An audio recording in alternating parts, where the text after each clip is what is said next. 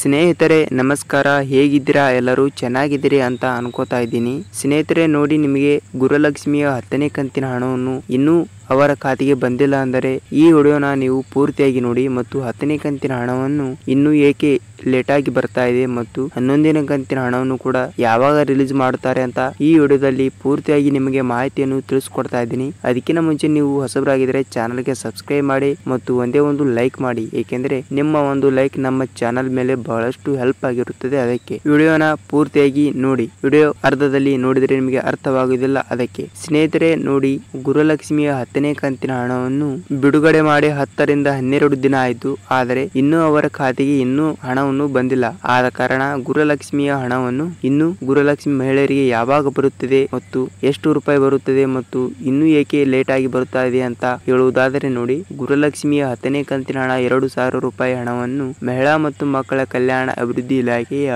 ಅಧೀನದಲ್ಲಿ ಇದೆ.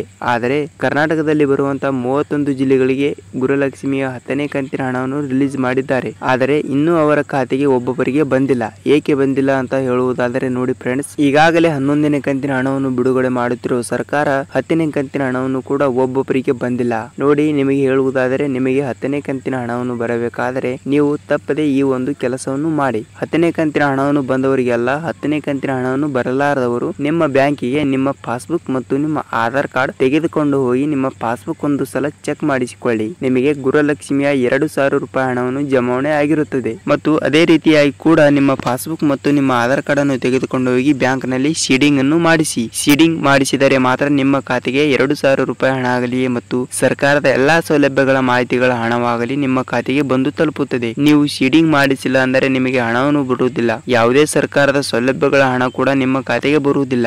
ಈಗಾಗಲೇ ನಿಮಗೆ 10ನೇ ಕಂತಿನ ಹಣವನ್ನು ಬಂದವರಿಗೆ ನೀವು ಕೇಳಿ, ನಿಮಗೆ 10ನೇ ಕಂತಿನ ಹಣವನ್ನು ಬಂದಿದೆಯಾ ಅಥವಾ ಇಲ್ವಾ ಅಂತ. ನಿಮ್ಮ ಮನೆಯ ಪಕ್ಕದವರಿಗೂ ಕೇಳಿ, ಅವರಿಗೆ ಒಬ್ಬೊಬ್ಬರಿಗೆ ಬಂದಿರುತ್ತದೆ, ಒಬ್ಬರಿಗೆ ಬಂದಿರುವುದಿಲ್ಲ. ನೀವು ಕೇಳಬಹುದು, ಏಕೆ ಒಬ್ಬೊಬ್ಬರಿಗೆ ಬೇಗನೆ ಬಂದಿದೆ ಮತ್ತು ನಮ್ಮ ಮನೆಯ ಪಕ್ಕನೇ ಇದ್ದಾರೆ, ಅವರಿಗೆ ಏಕೆ ಬೇಗ ಬಂದಿದೆ, ನಮ್ಮ ಮನೆಗೆ ಇನ್ನೂ ಏಕೆ ಗುರುಲಕ್ಷ್ಮಿ ಹಣ ಬಂದಿಲ್ಲ ಅಂತ.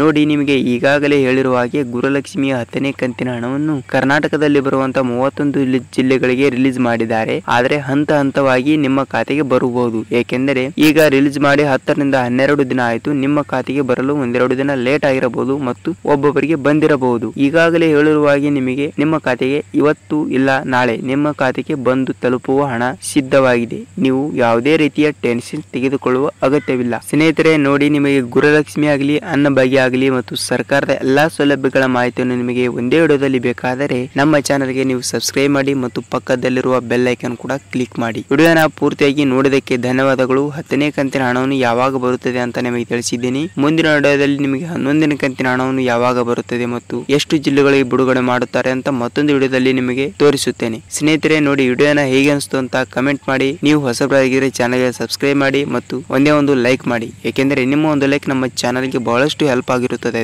ವಿಡಿಯೋನ ನೋಡಿದಕ್ಕೆ ಧನ್ಯವಾದಗಳು. ಮತ್ತೆ ಮುಂದಿನ ವಿಡಿಯೋದಲ್ಲಿ ಭೇಟಿಯಾಗೋಣ ಸ್ನೇಹಿತರೆ. ನಮಸ್ಕಾರ.